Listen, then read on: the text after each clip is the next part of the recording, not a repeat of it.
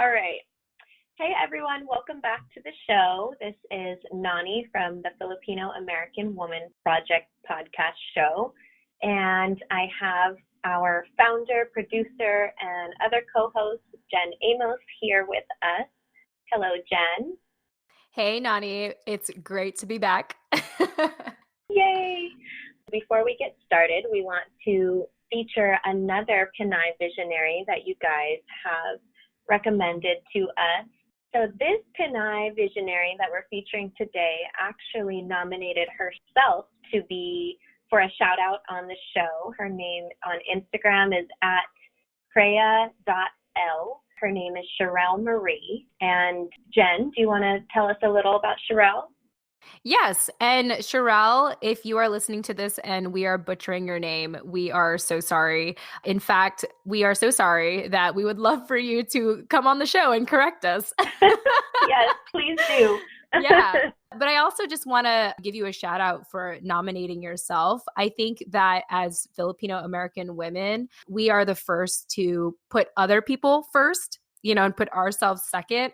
And so if you are so confident in yourself and you know that you have a duty to represent, yeah, totally nominate yourself. Like if you think you're a Pinay visionary, we want to hear from you.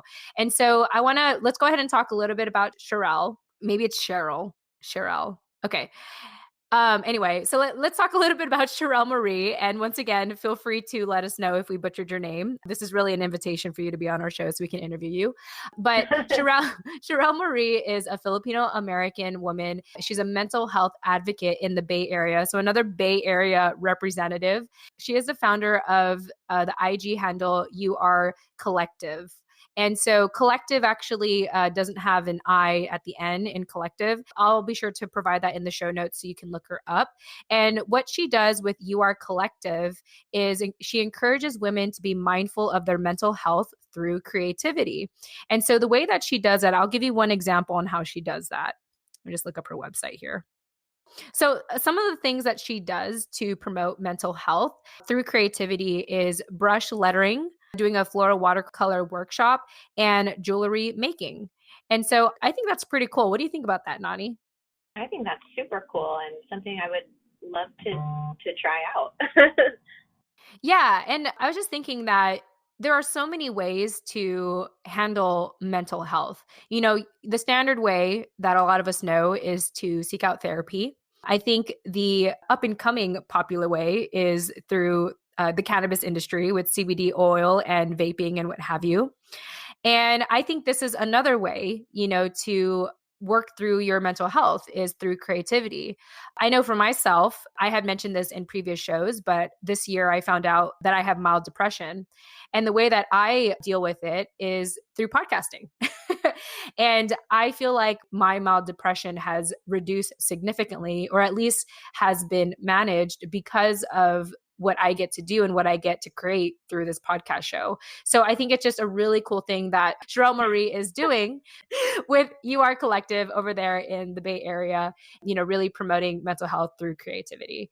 I just wanted to add that the way that I deal with my mental health, or I guess could say try to balance my mental health, is creatively. I'm very much a right brain functioning person rather than a left brain functioning person. So the way that I exercise my creative release is through, my best friend always jokes because she tells me that my blog is like where I do my raw kind of unfiltered venting.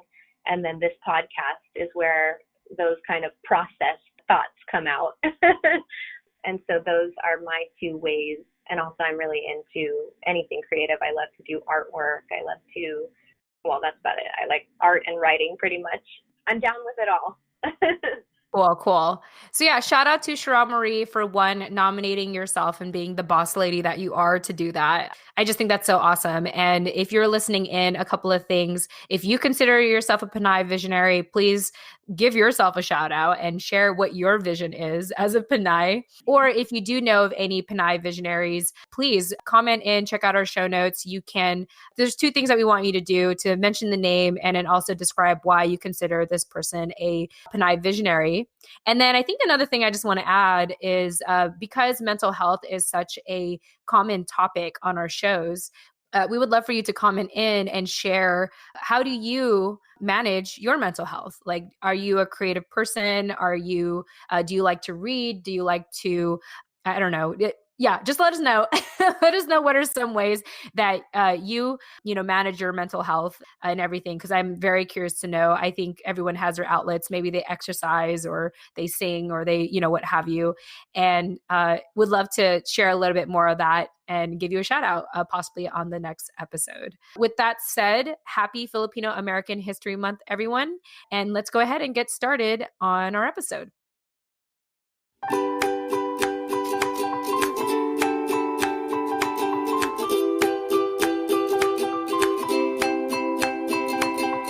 Welcome to the Filipino American Women Project, a podcast show that shares stories and life lessons told by individuals living or have lived in America that are of Filipino descent and identify as female.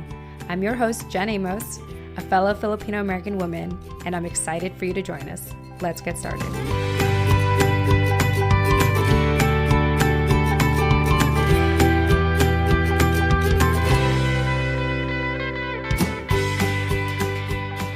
All right. Hi, everyone. Jen Amos here with the Filipino American Women Project podcast show. And as always, I have my co-host with me, Nani Dominguez. Nani, welcome back.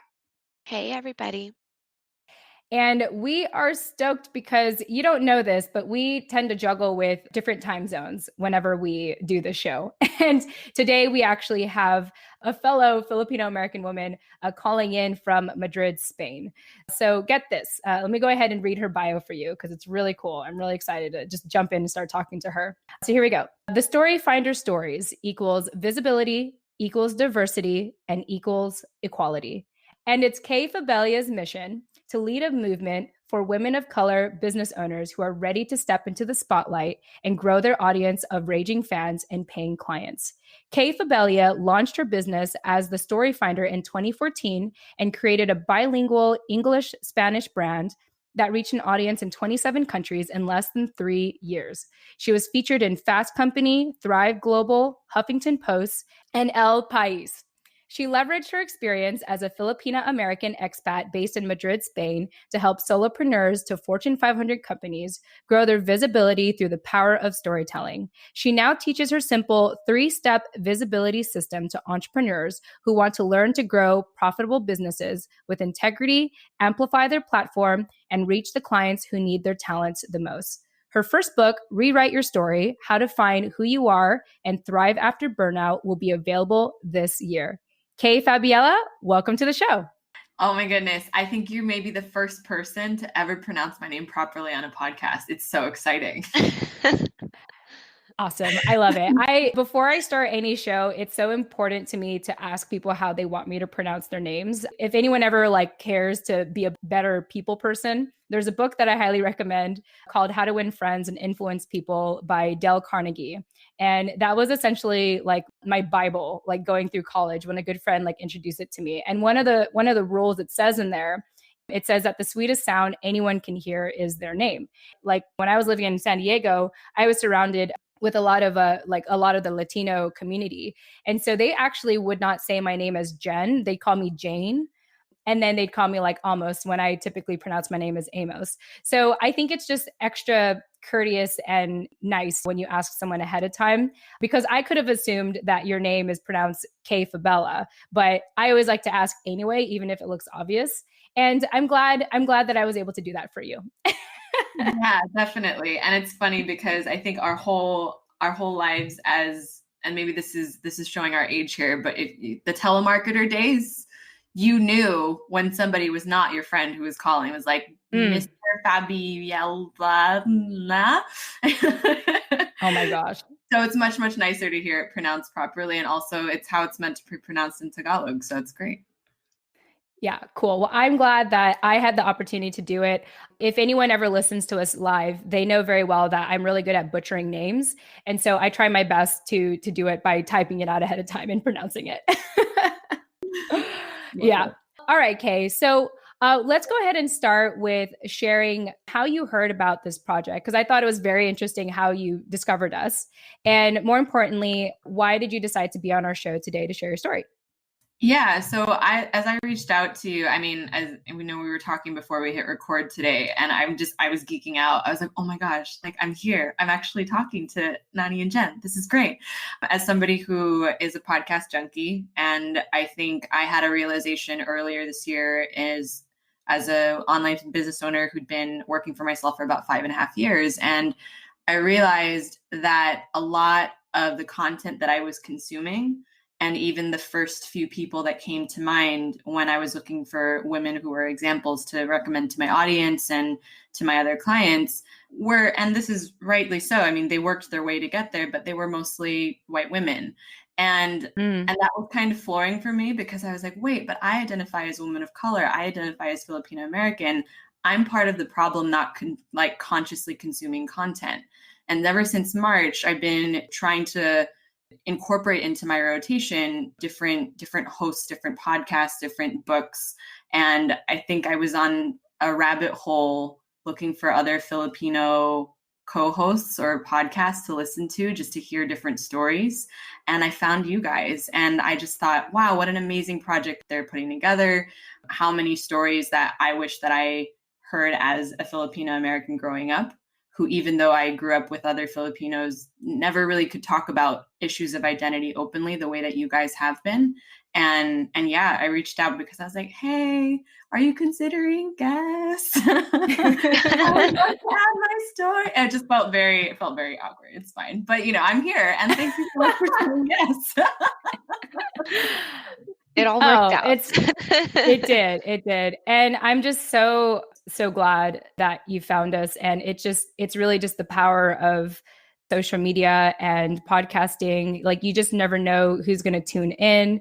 To me, I kind of look at the Filipino American Women Project as a very generic name, because it just blatantly tells you like what it is. But at the same time, I wanted it to be blatant and generic because I wanted people to find us. And I think that for me, like, I'm basically Americanized, and I had always felt uncomfortable using Tagalog terms or just other dialects, because I never, although when I was young, I knew them. As I grew older, I grew out of like speaking the dialects I'm supposed to speak. And so when I would see other podcasts out there or other shows where they have like some Tagalog reference, I would personally feel intimidated by it, because I thought, oh, like, I think there's this assumption that if I am involved with this project, like I have to know like some part of my Filipino culture, when I really don't. And it's not the easiest thing to talk about, because I've had situations where people would make me feel so guilty for not knowing my language, or not knowing, like, I should know Tagalog, Ilocano, and I think Kapampangan. I think that's how you pronounce it. I'm supposed to know like 3 different dialects, and yet here I am just speaking full on English. And I look Filipino, but I'm very, I'm like a coconut. I always tell people, like, I'm just very Americanized on the inside, but like very Filipino on the outside. But either way, I'm just glad that you were able to find this, and in the way that you did, and to even validate what we're doing. I think that a lot of us in general kind of feel like we need to be invisible, or like fit into the mold of things, or not rock the boat. And so for us to come forward and really just address our identity head on has been a very courageous act. And I want to thank Nani for having been part of this journey with me, because in the past I was doing this essentially by myself, with occasionally like a co-host that would meet me in person. But shout out to Giselle. I know she listens to our shows. And so now it's, as we have more of these episodes coming out, I feel like even Nani and I are growing together as co-hosts, and really embracing this identity, and realizing more of ourselves and our story, and thus giving us more of the determination to feature more stories out there. I just feel like it's more of a responsibility now than it is like a self-discovery thing. I thought I'd check in with you, Nani. Do you have any thoughts about that? Yeah, I do. I mean, I definitely agree with everything that you just said. And while you were talking, I was just thinking of whoever's episode it was that we got into our relationships with our moms, and hearing you talk about your journey with your mom kind of made me feel like it was paving the way for the next steps that I can take with mine. And in that way, we kind of feed off of each other. And like you said, have been growing as co-hosts, both for this show and individually in our own kind of paths or journeys, whatever you want to call it. So it's been yeah, it's been really great. Yeah. And I think you're talking about Clarice Aguilera with the Tagalog Project. Oh, I yeah, know probably we because were I just listened to that.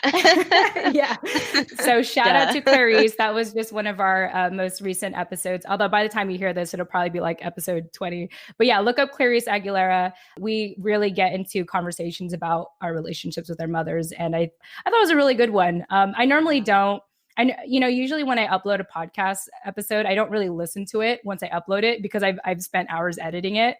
But I actually went back to listen to that from the very beginning to the end because I felt like we had a lot of healing, Yeah. like together, just sharing our relationships with our mothers and how we try to integrate the Filipino culture into the American culture. Yeah, I thought that was a really good interview too. I listened to it like 2 or 3 times because I was like, wait, that was really good. Yeah, it was really good. In fact, it's so cool because that episode after it came out, so normally like the plays kind of trickle in, like maybe one day we get like 5 plays and 10 plays, 20 plays. Like after her episode was uploaded, she immediately, like the very next day, got 50 plays for her episode. Oh. So I think that was a very much needed episode, I think, for a lot of people. So shout out to you, Clarice. I know that you listen to our shows as well, but your episode, I think, really stood out and resonated to a lot of people. So thank you again for doing that with us. All right, let me go ahead and digress because this is about Kay Fabella. So Kay, for people who don't know you, why don't you share a little bit about like where you currently reside, your family background, and why you identify as a Filipino American woman today? Yeah, so I have had probably like many of the guests on your show and yourselves included. I feel like every year's felt like a long chapter. I would say where I'm currently based now is Madrid, Spain. And it's one of those things where I think, especially when you're an expat, you really connect to your heritage even more because it's reinforced by where you are and where you're surrounded by, especially when it's another language and another culture that you're dealing with. I've been living in Madrid for 9.5 years now at the time of this recording, so quite a bit of time. And I was born in upstate New York. I grew up from age 2 on in Southern California in LA. My dad is originally from Manila, and my mom is originally from Angeles City, so Kapampangan also represent. Hey. Yeah, but it's interesting because I think there are so many different layers to your identity, as I've heard on the show and you ladies as well. And for me, it was, you always get that second question growing up. I think you don't really realize until maybe you're 7 or 8 when you're on the playground. And I had switched schools a couple of times growing up, but you get the second question of where are you really from? My last name is already quite confusing, as we've already determined. And I also have a face that doesn't really look traditionally anything. It can be, when I've been in India, people thought I was Northern Indian. When I've been tan enough living in Mexico, people thought I was local. It's confusing. Mm-hmm. But that second question, I think, especially when you are 7 or 8 and they're very formative years for you, when you start to realize, oh my goodness, people are always going to ask me the second question of where are you really from? And you start to think, well, why? Why is this something that is so powerful and important for somebody can't you just assume that I grew up a couple of streets over from where we go to school and that's it?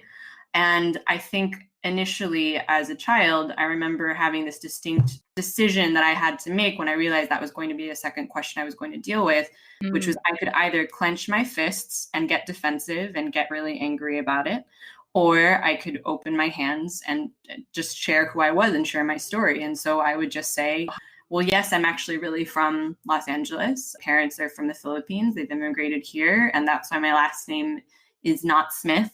And then I would just talk about where I came from. And I could see how, whether it was a kid on the playground or somebody I was talking to in a store, the worldview of what they knew was possible expanded just by seeing somebody's story unfold in front of them. And I feel like that lesson never really left me. And I think that as you get older, you start adding chapters to that story, going to college in DC and then working in Boston and then moving here to Spain eventually. The second question still follows me, but now it's been really interesting to see how different conversations in front of me open up, because people then want to engage with you even more. And they're like, oh, I didn't realize that. That's really interesting. Or how did that happen? Or how did that come about? And I've just had some of the most brilliant conversations simply by starting from a place of where are you really from? And if I had decided at that crossroads when I was 7 or 8 to go down the path of feeling very defensive and just closing myself off, I don't think I would have had the life trajectory that I've had and the relationships that I've had since.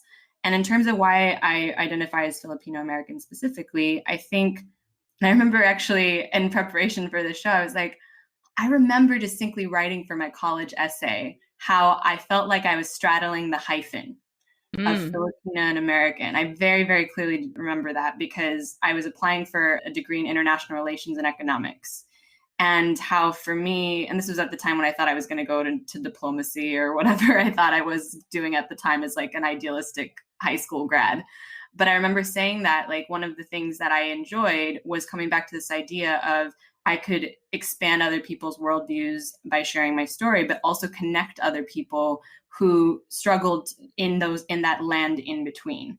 And that was something I feel like that notion that I think a lot of us navigate when we're between these two worlds, we almost innately know how to code switch. We innately know how to empathize with people who feel not one thing or the other. We deeply identify with anybody who feels, marginalized or underrepresented, or just feels like you're whatever box you're asked to check for whatever group you're with at the time, like what you were saying earlier about, I don't know Tagalog or Ilocano or Kapampangan, and how that almost makes you feel intimidated. Like we know that experience because we're not Filipina enough in some senses. We're not American enough in some senses. And in my case, I'm not Spanish enough in some senses. And I think then when it comes back to, for me, what identifying as Filipino American is knowing that both of those things make up who I am and connect me to my legacy and my story, but also allow me to have a reference point to give other people for where we can start to have a conversation around my story and expand their worldview and even engage them in my own and get them to share theirs. So yeah, I think that it's amazing how I think as you get older, you go from feeling like I have to fit into one box or the other, and you always struggle to feel enough for whatever box you force yourself to be in, to embracing all of those sides of you and realizing I can't separate them. I am that hyphen that's straddling the line between the two. And in my case now as an expat, I have permanent residency now here in Spain, so we could even add Spanish in there as well. Maybe not officially, but it's a cool way to kind of string things together. Maybe I could add a second hyphen. I don't know. Wow. Well, I think even for me, I still have this mental block with that second question, like, where are you really from? When people say, like, I've kind of come to a place where when people ask me, like, where you're from, nowadays, actually, it's kind of interesting because I'm in Virginia and I was living in California. And when I walk around here, sometimes I answer, I'm from California. And people answer, oh, that makes sense. You totally look like a California girl, And I was like, oh, cool. It wasn't about my ethnic background. But then when they really like, if they do pry into it, or sometimes I kind of assume that's what they're asking because it's a white person in front of me asking me where I'm from, I immediately just say, oh, well, my parents are immigrants from the Philippines, so I'm Filipino, but I was born and raised as an American. I'll say something like that. And I think even today, like, as I mentioned, I'm still working through that mental block, but I just love like everything you said, like really just embracing that second question and seeing it as an opportunity to have people engage with you and expand their worldviews. It's almost like I have this necklace I wear that my good friend Giselle Deo Diaz, episode 2, I think, she gave me this necklace that has like these like rocks on it. And it just looks really fascinating. I don't know the names of the rocks. I can't tell you, but people always ask me like, oh, that's such a beautiful rock. Like, what is it? And I feel like that's what our identity is. Like, it's a conversation starter for people who don't know like who you are. It's kind of like looking at someone's jewelry and you can decide to, like just what you said, clench your fist or really embrace it and use it as an opportunity to expand people's minds. And I just really loved the way that you explained that. Everything that Kay just said reminded me of a question that you asked us, Jen, on the first interview that I co-hosted with you with Ria. And you had asked us a question, how does it make you feel having to answer that question, the where are you from question? And I had answered you and I described how it was really frustrating to always get that question everywhere that you go and kind of be met with hesitance in your response. But ever since that episode, I think I've taken at least a couple minutes every day to kind of think about that. I don't know why it keeps coming back to me, but at first, like you said, Kay, I would kind of approach my response with clenched fists and get defensive. But when you put it in that way, it is a conversation starter and it is a door that if you're talking to someone that's not trying to be offensive or ignorant, obviously, it can lead to great friendships and relationships as a starting point. And that is something to be proud of. And it is something that we should be proud to represent. And maybe I need to rethink my perspective when I get upset at that. So I appreciate you saying that. And I also really like what you said about feeling like you were straddling the hyphen. I think that that is a really good phrase that kind of sums up our experience, or at least the confusion in our experience that we all seem to have, and how your kind of concluding thought is that you really can't separate them, that you have to learn to integrate them, and that you are the hyphen. Where the hyphen confuses you, you are that confusion. And that's what you really have to figure out for yourself. So I appreciate you saying that.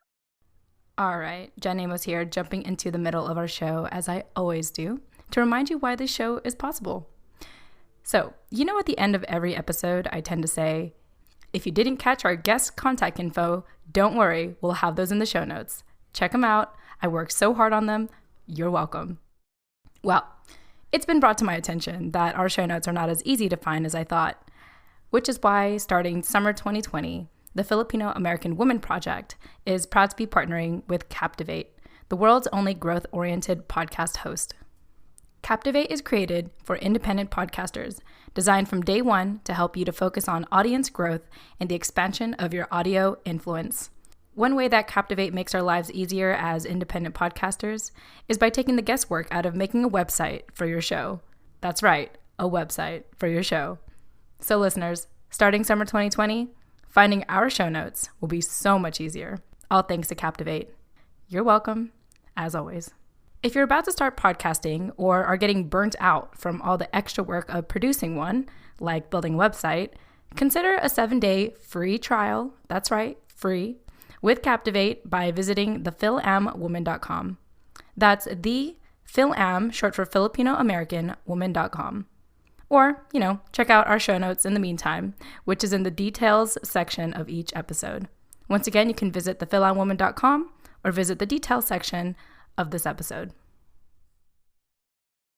Exactly. I love it. Yeah, it's something I think that with the stories that you're highlighting, with all the women who've been on the podcast that I've had the pleasure to listen to now as a fan, it's giving us a way to navigate to even, I think, beyond just the fact that we've been trying to figure out a way to be one or the other for so long. And you're giving us more ways to not just embrace being in the middle, but also giving us new vocabulary for how all of us have had this shared experience of trying to navigate both of those two things. And now we're allowed to be full selves in that middle ground rather than forcing ourselves into one box or the other. So I've absolutely loved what you guys are doing here. Thank you. Yeah, that's a really good line to kind of define the space in between, I think. So, yeah, I like that. I think that's going to be the title of this episode. We are the hyphen. Yes. Yes, that's good. Just embrace it. I want to ask this to both of you, and I don't even have the answer to this right now myself, but why does it generally upset us when people do ask that second question? Like, I don't think I've ever really questioned that. I don't know. Do any of you have any thoughts on that? Like, why initially it makes you upset? I mean, initially, just for me, like on the top of my head, because in one of our previous interviews that we just recorded in the last week, you also had said something about when white people ask you, where are you from, that you always have the inclination to be sassy back and say, well, where are you from? Mm-hmm. And that's definitely something that I do being half white, because I think maybe it's the Filipina side in me that's proud to represent when I'm asked that question, but it's the white side of me that's angry, like, why are you trying to other me? Why are Yeah. you assuming that just because my face looks a little bit ambiguous, not like yours, that I'm from somewhere different? And even if I am, so what? Where are you from? Mm-hmm. Tell us your story too. And that's, like you said, oftentimes a question that a lot of them can't answer or don't know. Yeah, I think that it's funny because I think, at least initially for me, as you're saying that, Nani, the defensiveness of wanting to kind of address all in one question, like why am I even being asked this question? It already Yeah. means that we're unequal. I think that could definitely strike a raw nerve for people. I know, as I've worked with not just other Filipinas but also other women of color, it's something that strikes that's something, it's a common vein that in all of our experiences. And I think there's also the part of identity and belonging, which when you're straddling the hyphen, as we're now calling this episode,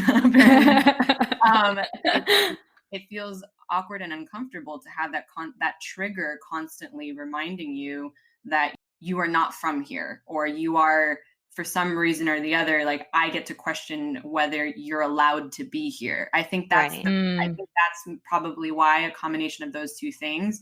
That's a lot to unpack in 2 seconds, but when it becomes your reality in almost every conversation that you have with a stranger, it could get frustrating. I'm saying this from a place of, I could either, like all of us, embrace and accept it, or budget my outrage, I guess, and just take it a step at a time, because there are plenty of other things that we have to deal with and fight for. And I choose to use that as a way of conversation. And yeah, but I think initially the reason why I used to get defensive as a kid was because I'm like, well, why aren't you asking so and so next to me? Or, what does it mean? What made you ask me? Exactly. What does it mean that you're singling me out as different? And you're aware of that even from a young age. And I think that might be why, for Jen's question, that we feel that way. Well said and well explained, and something that even I feel like I still need to unpack. And I think when I try to be sassy, I feel like it might be like a defense mechanism for me. I know we had an interview with JL Umipig in recently, and she said that, when people ask me like where you're from or what are you, her response is, well, do you have time for me to explain? because it's not an easy cookie cutter answer. But what I love about having this conversation with you, Kay, is really encouraging all of us to create this new vocabulary and new language about how we answer that second question. I've never heard it that way before. So it kind of really opens up my mind. And I even think I'll be contemplating about this, just moving forward, of like, what words can I use? How can I respond to people? And how do I do it in a way that like adds to the conversation, but doesn't like minimize me and my identity like in any way? That's where my mind is going right now as I'm processing everything we're talking about. I love it. I think it's a valuable conversation for all of us to have. I mean, at least for me, as somebody who's now an immigrant like my parents, I can jokingly say here, I'm like, oh, I'm originally from Los Angeles. My parents are Filipino, and immigration seems to run in the family. It seems to be genetic. So here I am in Spain. And so yeah, it's like how you can answer that creatively within, like, that's now my like mini identity elevator pitch, so to speak. Yeah, right. I love it. Like, how can I get this into one sentence? Stick and practice. But yeah, you'll get there. And I think it's a good thing for all of us to consider. And I think hopefully anybody who wants to engage in this, even with any of us afterwards, to have the conversation, it's when we collectively brainstorm together that we can determine how to assert ourselves, like you said, without diminishing or tokenizing or otherizing ourselves even more. It's something that I'm happy to continue to engage on with both of you and with anybody who's listening. Yeah, absolutely. I always tell previous guests that it's not the last time we're going to have a conversation. Like, I think for as long as I'm Filipino, which is basically the rest of my life, I'm pretty sure that we're going to have some guests come back on the show to catch up with and share new epiphanies and everything. Because as we age, we gain new wisdom, and that would be worth sharing later down the line. With that said, Kay, from your bio to the conversation we've had till now, I feel like we've really hinted a little bit about your life today. For people that are just getting to know you for the first time, give us a snapshot of your life, and more importantly, like what keeps you busy and most excited about it nowadays. Yeah, well, Madrid is an amazing city. I fell in love with it on a semester abroad. And shortly after I experienced burnout at age 22 at my first job, it was one of those things where as I was in the process of recovery, and I went from recovering high achiever, asking myself the wrong questions of why couldn't I keep up and what was wrong with me, to what feels like the next right thing for me. That exploration of what feels like the next right thing for me ultimately led to, well, I would love to go back to Madrid, because it felt like for some reason unfinished business for me. I really loved the city. A semester didn't feel long enough, and it just felt like a happy place for me, where there's something about, and this could be echoed, I'm sure, by other people who've been abroad or have lived abroad for a time. It's like another way to explore your identity, because you get to try on a new self. And because Spanish was a language that I learned in school, I got to try on a new self here when I came back. And it was supposed to be for a year, but I obviously met my now husband. So I'll be here for a little while. Oh, nice. But I think that a big part of what drew me back to Madrid was I felt connected to this exploration of how can I engage with others, and how can I try on new words, how can I try on new vocabulary in another language, and as a living, breathing thing that allows me to connect to people. I used to see, as I was gathering vocabulary and learning Spanish and getting fluent, as me leveling up in a video game. Like, oh, now I have that mushroom for the Mario Brothers next level. Like, and then what was it? The wings that then made him fly. Like, yeah. I don't know what they're called, but I know exactly what you're talking about. Yeah. Okay. Yeah. If anybody is more into video games than I am, clearly you guys can correct me later. But I felt like every word, every bit of vocabulary that I got to try on allowed me to open up, again, like another way for me to connect with the person in front of me. And so there was something about Spanish where, even, and this may be from growing up in Southern California, I didn't realize that the stuff that I was learning in school until I walked into a Spanish supermarket, how much that was actually more than just another thing for an exam. It was another way to open myself up to another set of cultures in this case, because Spanish is so widely spoken. And so I kind of kept going with that. Even as my husband and I were dating, I kept learning, I kept growing. I was teaching English. I was meeting other expats. I was practicing wherever I could. And then I started my business in 2014, kind of on accident. I was putting together a portfolio to apply for a master's degree in digital marketing. And I realized that I really liked freelancing, and I was good at it. And I liked that I could choose my clients. And so I ended up just continuing to build that portfolio all these years later. And about a year and a half in, which is what led to me having this bilingual brand in Spanish and English, I attended an in-person course here with somebody who has since gone on to be a massive influencer in the digital marketing world in Spanish. I attended one of her courses, and I spoke to her afterwards about the fact that I helped brands connect to their audiences through the power of story. And she said to me, well, no one's doing that in the Spanish-speaking world yet. I've never done this before. Would you mind writing a series of guest posts on what storytelling is? And I didn't really think anything of it. I was just like, sure, absolutely. I'm happy to add my insight. And that article still continues to drive the most traffic to the Spanish side of my site. It collapsed my site the moment that it went live, and that has since had me cited in imposter syndrome much in your second language about a topic that I'm still learning about. Like, okay.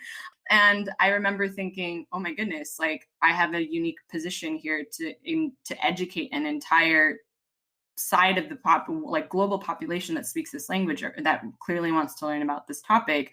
And so I became a Spanish speaking expert on brand storytelling for like 2-3 years, which was very, very strange. I mean, great. Wow. It was amazing and humbling, but it was also something that I realized how much hunger there was for connection. And in this case, it was related to people who were getting into the online space, who were trying to grow their audiences with all the options for social media, all the options for putting, their website out there or investing in Facebook ads or whatever it happened to be. And they're realizing it wasn't as simple as kind of a spray and pray approach to marketing. It was, you had to be more strategic and you had to connect with your people around an emotional level. And so that kind of led to the business that I have now. And again, as I think as business owners and as people, we already evolve a lot, but as business owners, I think even more so, especially for me, because I was constantly engaging with different business owners and hearing their stories and helping them find their stories and put themselves out there. I actually made the hard decision last year to walk away from my Spanish speaking brand, just because I realized, as somebody who was working with so many different clients from different parts of the world, I just felt that it was draining my energy to not just write in a second language, but try to translate what they were saying into a language that their audience would understand. And I just decided that wasn't the direction that I wanted to go. And so I closed that brand up last year. Wow. I still continue to operate in English, and that's actually freed me up to work with almost exclusively English-speaking clients and occasionally a Spanish-speaking client who needs translation to reach an English-speaking market, which is fascinating. But yeah, I think where I'm moving now was kind of what prompted me to start listening to your podcast, among others. It's this idea, this notion that as I've dug into so many different business owners' stories and helped them reach their audiences, I started to notice that I look to my left and I look to my right, and online entrepreneurship is supposed to be the ultimate equalizer for opportunity, where you could literally from here to tomorrow, publish a book, open a website, start selling a product. And I was still seeing lack of representation. I was still seeing very, very few examples that I could look up to in the online space. I mean, one of the few people that I saw was Joy Cho of Ojoy as like a creative entrepreneur that I could look up to, who was Asian American, and even less women of color in general. And I realized, well, my superpower is helping people connect people to their audiences as business owners through the power of their story. But isn't it also the fact that I need to help them find their identity to then help them show up as the first of their cultural or ethnic or social group, even if the world doesn't mirror them back? Because the big part that I learned is, if somebody like me, whose second language was Spanish, who still saw every piece of vocabulary as grabbing Mario mushrooms to get better at improving, and still managed to get visible to 27 countries in less than 3 years. Imagine what it would be like for other people who have something to share, who are looking to make a bigger impact, but for one reason or the other, they're feeling held back because they look to their left and they look to their right, and they're like, well, I don't see people who look like me or love like me or live like me as examples of successes. So obviously I can't hack it or I can't make it. And so where my business is moving now is the mindful connection of helping those business owners who've been shouting into a microphone to plug in their amp and help them reach their people so that they can lead the change simply by being visible and showing up across every industry possible, if I can help it, to get their story out there. And that's what's most exciting for me now, is using stories to help not just visibility, but representation in the online business space. Wow. There's a lot of, I'm so impressed, first of all. And I just feel so much for everything that you said. So my professional background in my early 20s, I've always struggled with holding down a job. So I was fired from 4 jobs consecutively. The first 4 jobs I ever had in my life, I was fired from it. And then in the recent year or two, before my husband and I moved to Virginia, I picked up this job, an admin job for 10 months. And then I ended up quitting just on the whim. It was going to happen anyway. There's a lot of things in the office that was becoming toxic. But I remember after my 4th job, my best friend said to me, and I was like, every time I got fired, it was never easy. Like I would just bawl and cry and just feel like, I was like, man, I have this college degree and yet I can't like hold down a job like I'm supposed to. And so my best friend said to me, like, Jen, I don't think you're meant for a job. And so luckily at that time, I got into sales, and getting into sales in my young 20s was a very interesting experience because it was really bad.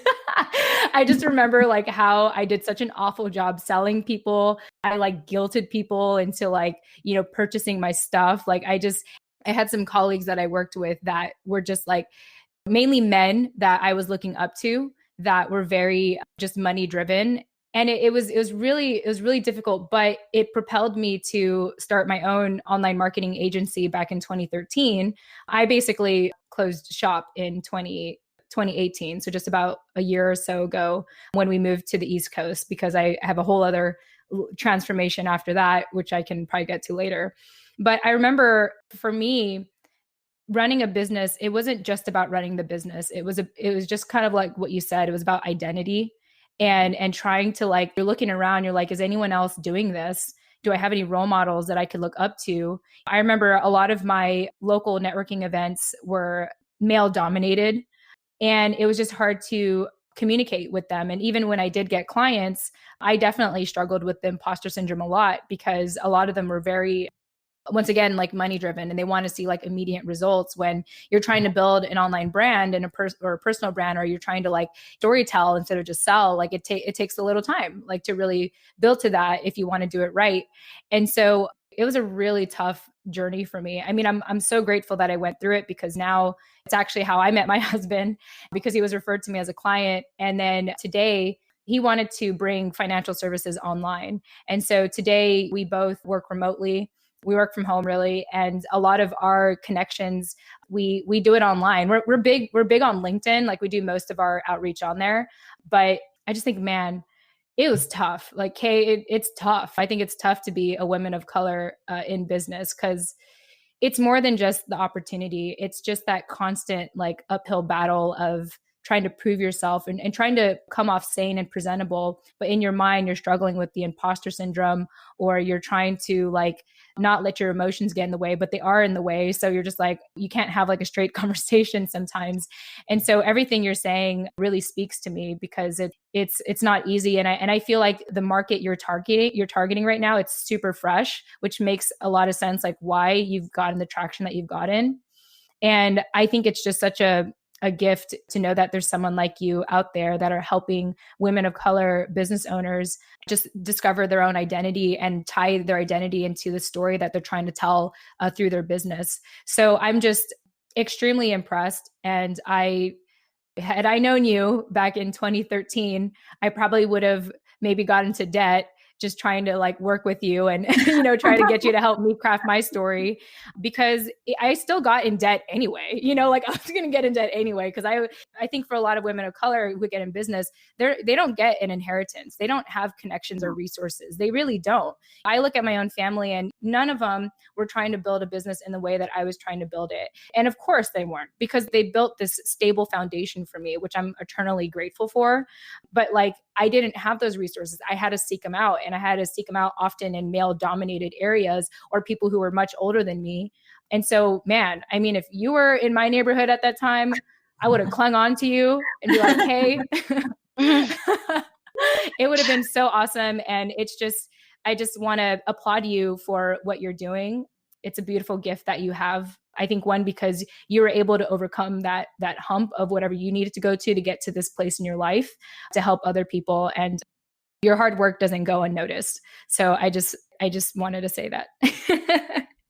Thank you for that. And I just want to highlight, actually, this would be relevant to anybody who is listening. I published an article on Medium not too long ago at the time of this recording, but it's because I went down this rabbit hole, once a nerd, always a nerd, about women of color owned businesses. And so everything that you were just saying now, Jen, of this idea that we don't get as women of color, as Filipino Americans, whatever it happens to be, the numbers also don't lie. American Express did a study from 2007 to 2018, the state of women-owned businesses.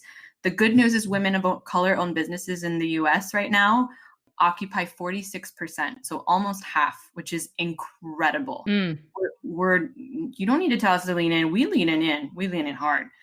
But then the downside to that is when you look at non-minority business owners are making $148,000 more on average yearly revenue per year than women of color owned businesses. And that is, when I saw that number, that's kind of what got me thinking about, well, how can I contribute? What can I do? Because like you said, there are specific situations of a lot of us, Filipino Americans included, come from families where the options for you growing up are doctor, lawyer, or disappointment. So you're fighting with that. You're fighting with imposter syndrome. You're fighting with the fact that you're probably less likely to get accepted for a small business loan. You're fighting with the fact that VCs are less likely to invest in a woman of color owned business. You have to prove a larger track record before they even get you in the door. I mean, there's so many layers and issues to that it really comes back down to podcasts like this, or each of us standing up in our own spaces, just showing up every day as we are, because every single article that I read or person that I talked to, when I said, well, what can we do about it to fix it? Every single person said, be visible, show up. Because as soon as you show up, you, by the very existence of you being there, you're challenging somebody's notion of what's possible. You're expanding their idea of what is a leader, what a woman of color, what a Filipino American can do. And so, I mean, that's what's driving me. That's when I hear stories like yours of how I was similar. I mean, I've spent easily 60 grand over the past 5.5 years, which according to, in terms of like professional training and investing in myself and growing the business. And luckily things are going well now. But I mean, if you look at the statistics, that's essentially barely covers 1 year's worth of average revenue for me as a woman of color business owner. And you think of that and you're like, well, again, budget your outrage, but also what can we do about it? And so having these spaces where we can have these conversations openly and talk about these things is just really fantastic.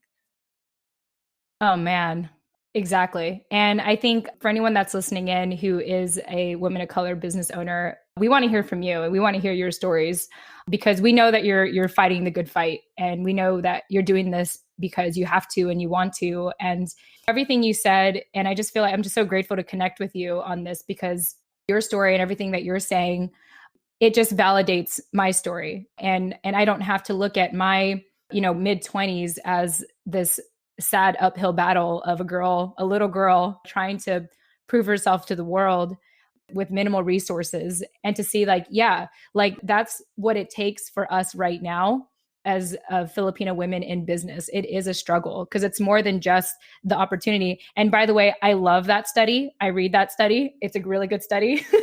And I highly, highly recommend anyone who wants to learn more about it, check it out on American Express and check out that study, because it's very insightful and it really shows you our representation out there and everything. So that reading that study also affirmed my situation and made me realize okay, it's one thing to kind of get the idea that there are certain people in this world that have more privileges than you. But when you actually read about it, I think for myself, my husband, he's white. he's a West Point grad, and he was a previous Army officer. And it blows my mind to see how easy it is for him to make connections with really quality contacts that can get him places where if it wasn't for his connections, I mean, I bring organization to the business, so he can get a lot of traction, but if he can't retain it, then it makes no sense. But I mainly run operations with what we're doing, and that's how we kind of make us look like a functional business. But right now he's really the dog and pony show, we always call him, for our business, because for whatever reason, connections and getting that attention really come easy for him. Where for someone such as myself, I wouldn't have the same connections as he did. And even if I do make connections, it's usually with people who are in the same boat as me. And so it's really an uphill battle for all of us. So it is a very interesting conversation that I want to keep it going. I mean, not forever on this episode, obviously, but I think it's worth discussing. And if any of our listeners can relate to this, we'd love to hear your thoughts. You can email in, you can leave us a voice message, you can DM us on Instagram. But if you feel the same way, we'd love to hear from you, because we also need to have your story heard and really normalize these conversations, so that for anyone that does want to pursue business or even freelancing or what have you, or have a side hustle, to know that these challenges are normal for us, and that you can get help and you can get support. I think it's great that it sounds like you've really found your niche, Kay, and that it's going well for you. And I love that not just are you helping brands to connect with their audiences through storytelling, but you're also taking it an extra step further and helping them to navigate then thereafter. Once you get them there, navigating as businesses of color in kind of uncharted territory. I think that's really, really great. I do have one question for you. We talk a lot here on this show about Filipino Americans and their experience living here in America, obviously, and like the whole colonial mentality thing. What is that like as a Filipino American living in Spain?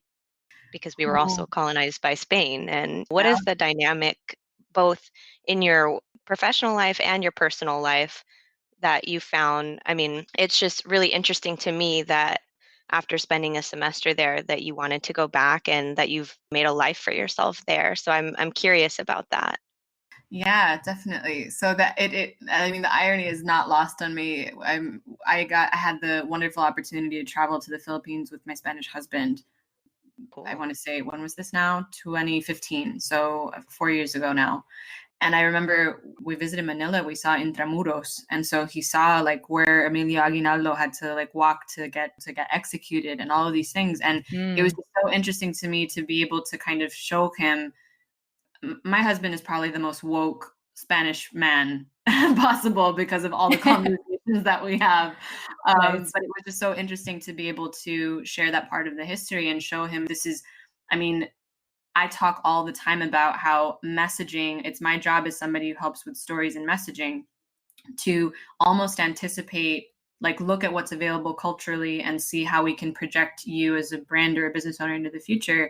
And how much of that, the more that I work with businesses, comes from identity and messages that you've inherited. And so when you add the colonial mentality, like I show him, I'm like, imagine what it was like knowing that the history of our country can basically be summed up as 400 years in a Catholic convent and 50 years in Hollywood. I mean, no wonder we're confused.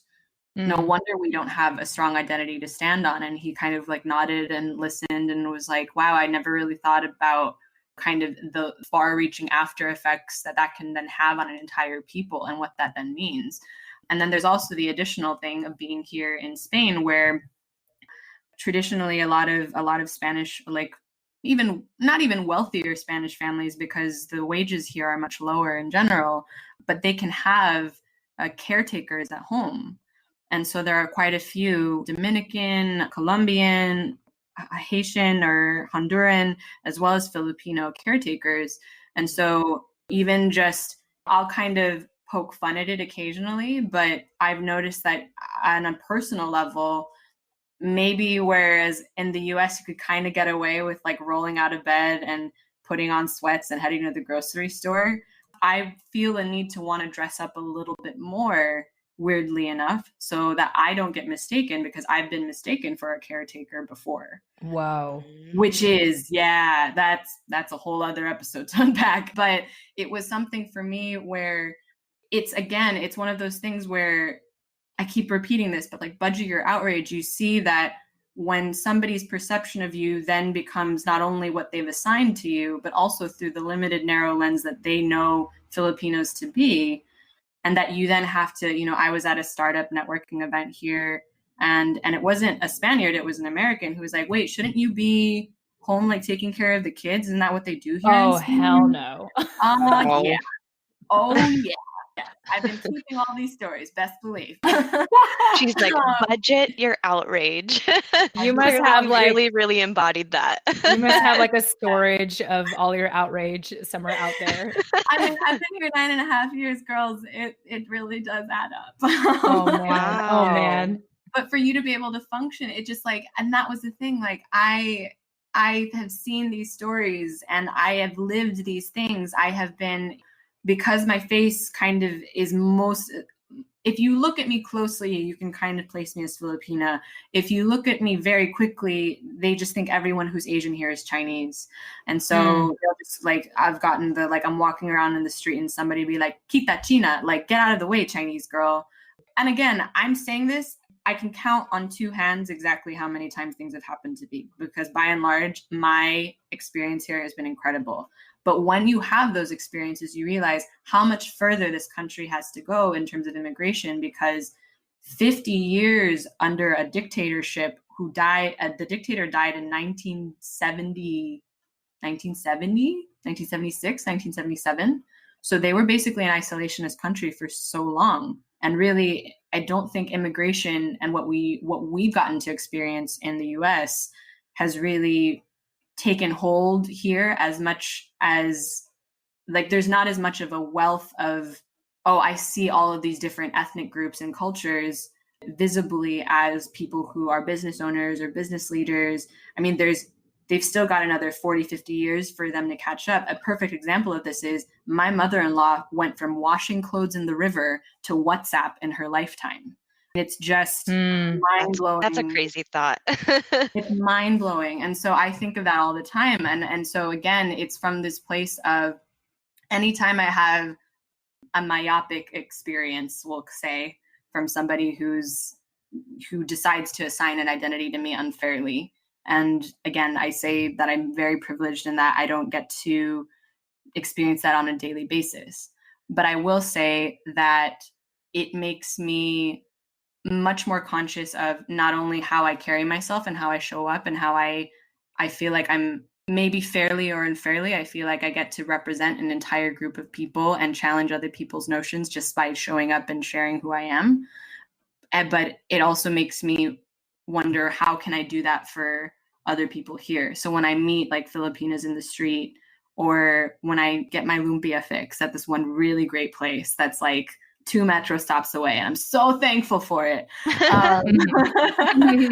Just by exchanging words with the waitresses, or just talking to people who are based here, and they see that I'm here and not by circumstance but by choice, that's also powerful. So it's got, I'm in this weird intersection between with my in-laws and my husband and anyone who I know who's Spanish. Like, I'm just by talking about what I do and what I do on a day-to-day basis, I'm knocking down unconscious or conscious biases that they may have just by showing up, because they see me as a full human, as a full individual. And then on top of that, I am in this weird space where I am in this community of expats. There are very I would say it's really changed within the last couple of years. But for a long time, I was one of the few women of color expats, and I was one of the few Filipinas who wasn't here as a domestic worker or somebody working in a restaurant or a hotel. And navigating that has also been very, very interesting. And again, it's these stories that I've experienced, these unfortunate events that have happened, or when I've been on the receiving end of somebody being unfair to me, I realize how much of it I have to take off. Like, how can I show up as my full self in this moment, but also remember that I'm seeing it through my cultural lens as a Filipino American versus somebody who maybe grew up here or is here not by choice and is still in a country that sees immigrants, and the immigrants are not as visible. They're in their boxes still, very much so. I mean, you see, like I said, in this case specifically, Filipinas are mostly associated with that type of work. And I don't know. I mean, it's a lot sometimes. I mostly just rant about it to my husband, and I'm like, and luckily he's one of the most patient people and woke people that I know. Like, the fact that he was so excited when he works as an IT consultant for a French bank. And he was so excited when a Filipino joined their team as an IT consultant. because he's like, I have things to talk about with him. We can talk about sisig is my favorite dish. Oh. And that's what, again, like, even though I can get outraged, and even though there are days where I'm human, and I wish that there was a blueprint for a Filipino American living in Madrid who's running a business and trying to do all these things. It doesn't exist. I know it doesn't. It's too much to ask. Yeah. But when I see people immediately, like my husband, and just from probably like, what is it now? I've been here 9 years and we've known each other 8. Just 8 years of listening to me and how he's changed and how his family's changed, and how just by seeing me showing up and experiencing things and being open about my experiences with him, and how that's changed how he moves through the world, and how the people around him are also changing how they operate in different situations. And that gives me hope.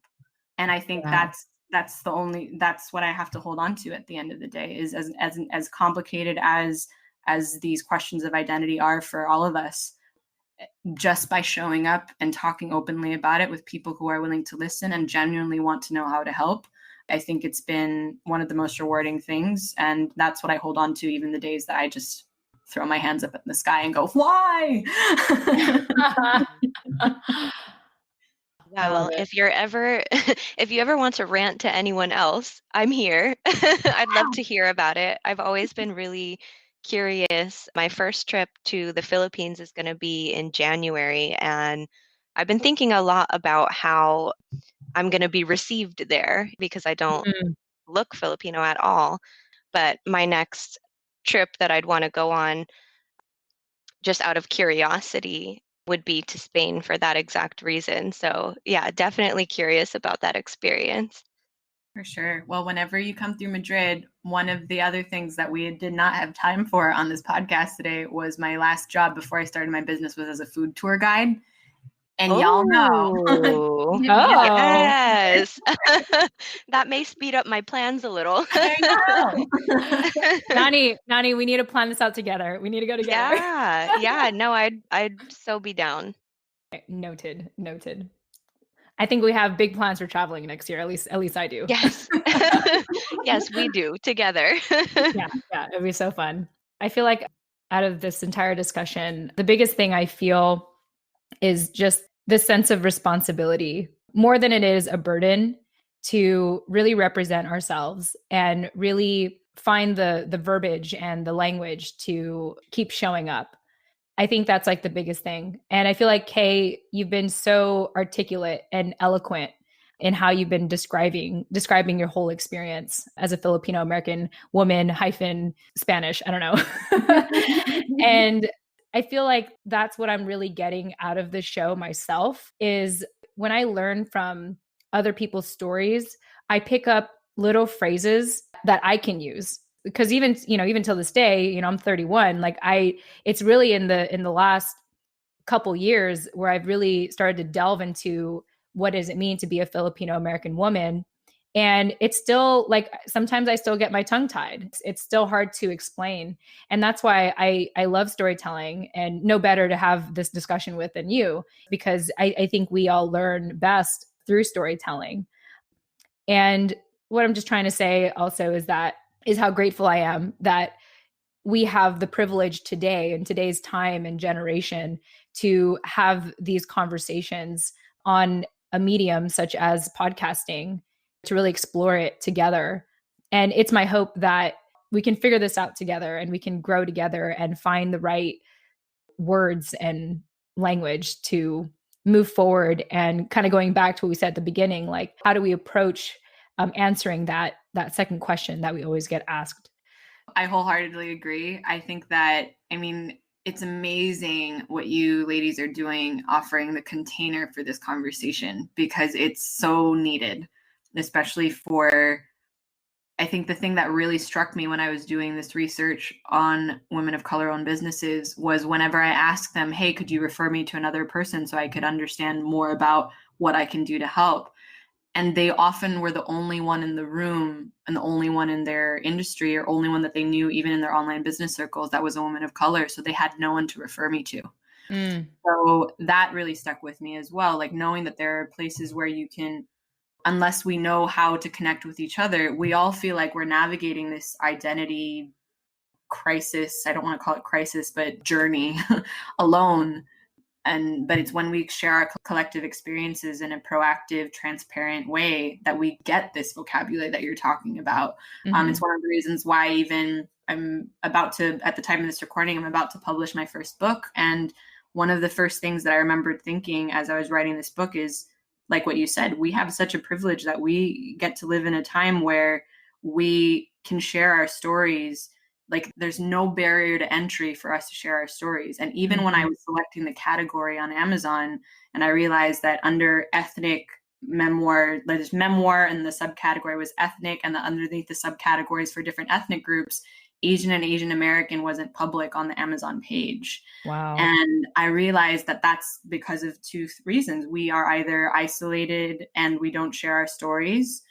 So we don't have these collective conversations like what you're creating here on this podcast for us to actually talk about our experiences in this way, or there's not enough demand for our stories. And so that's why, again, it comes back to like what you so beautifully put of there's this responsibility that we have to lead for others by showing up as ourselves for the representation that we want to see, instead of waiting for somebody to give us permission to, you know, oh, so-and-so did it and they look like me, and that gives me permission to also move forward. No, we have to be that person. And as crappy and lonely and strange and awkward as that journey may be sometimes, I mean, knowing that we now have podcasts like this to listen to when we want to feel a little less alone and a little more enough, I mean, that's what's going to guide us forward in lifting each other up.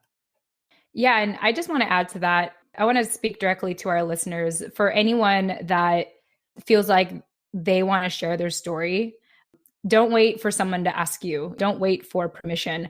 One thing I love about what Nani and Marjorie and what Kay has done is they actively reached out, and even Nicole Cruz, they actively reached out and said, I want to get involved with this, or I want to share my story.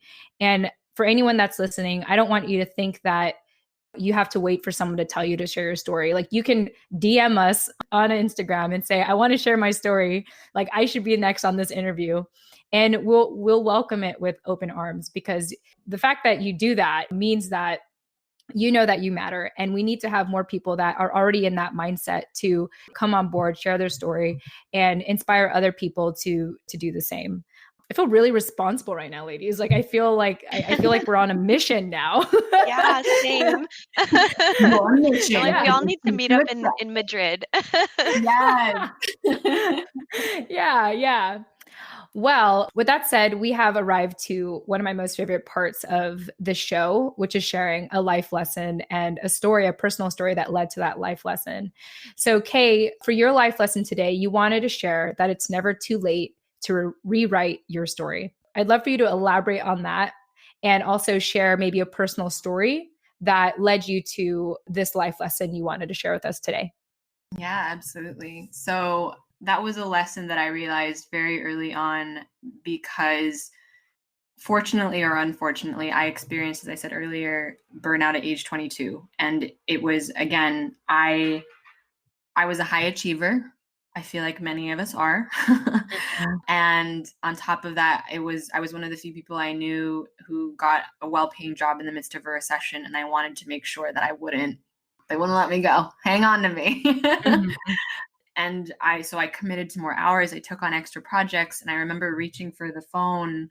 It was a sunny Saturday in August, and to call my parents back in California. And I said to them, Mom, Dad, I've been crying for 4 hours straight. I don't know why. What's wrong with me? And it began the year of a long, long battle with clinical depression.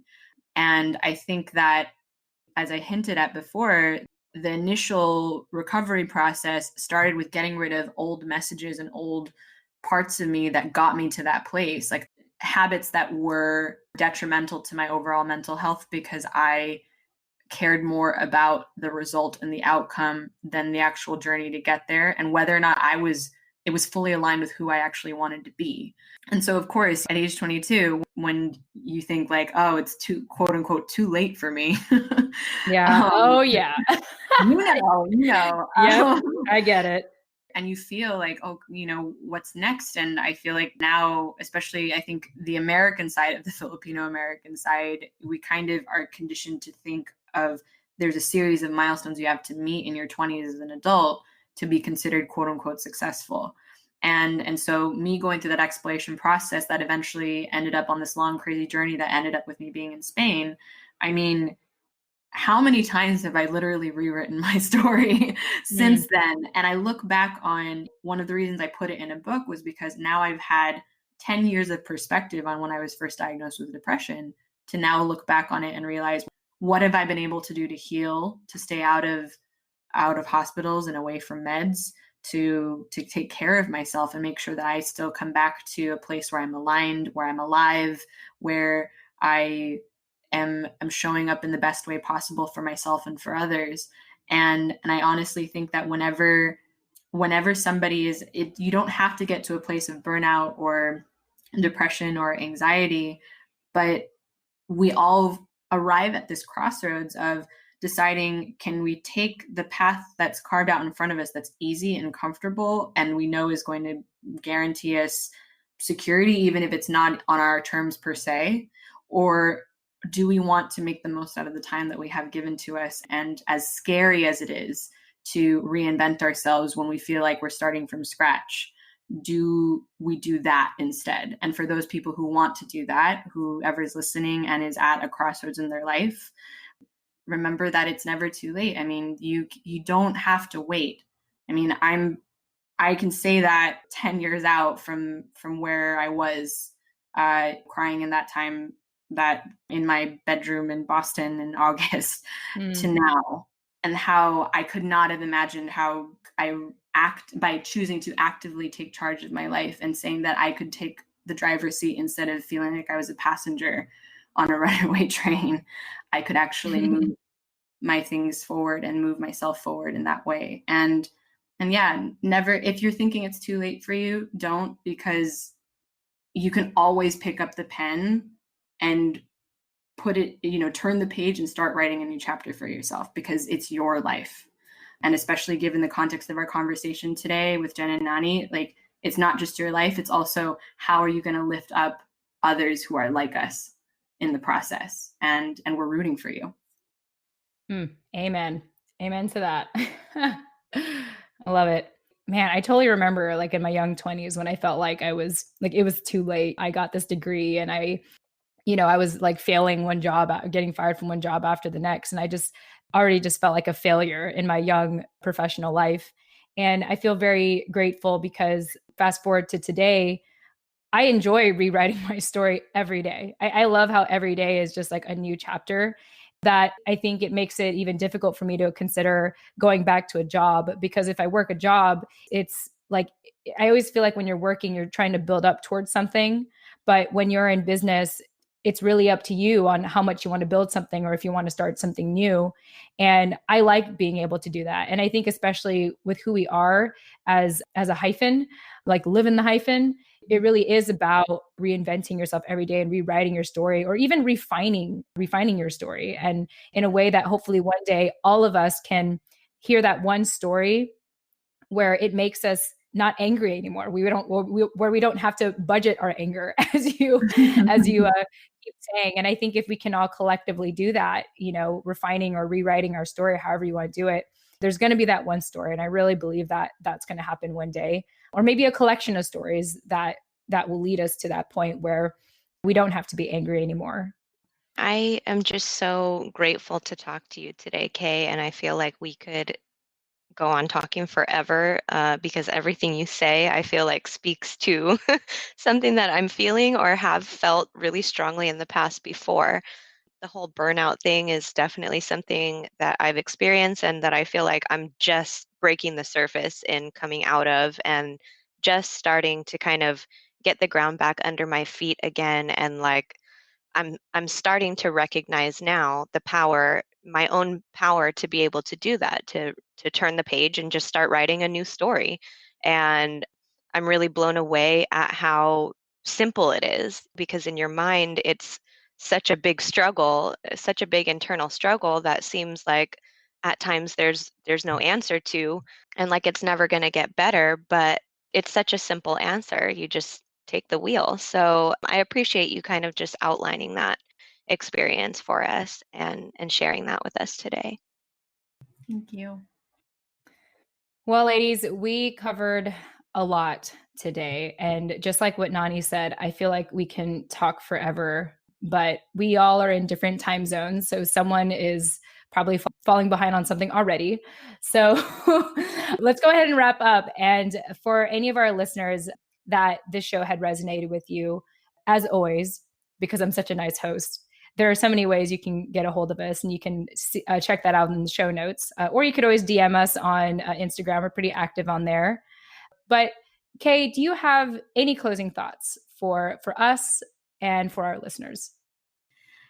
I mean, you hit it on the head. I feel like, what haven't we talked about? It's amazing. I honestly think it's just find ways, whether it's through this podcast or reaching out to other people or just sharing your story more openly with others in a way that you can engage actively and invite others into the conversation, because it's just by showing up, it's just by sharing who you are, that regardless of whatever you may be feeling, whether it's anger or outrage or not enoughness, if that's even a word, know that you're not alone. Know that there are others like us who are here, who are living this, and who, whether our experience are exact parallels to each other or not, we've got your back.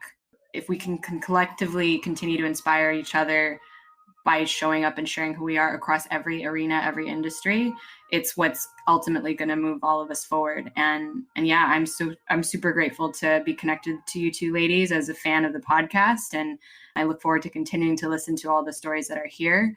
And my virtual door in this case, because not all of y'all are in Madrid, is open whenever you guys want to talk about these things, because these conversations are what I live for. They're so enriching and they're so insightful and inspiring. They help us give a voice to struggles and through our joys and our collective experiences in ways that we aren't able to articulate otherwise until we have this container. So no, you're not alone. Yes. And speaking of virtual doors, how can people get a hold of you, Kay, if they want to learn more about the amazing work that you're doing and even just to connect with you overall?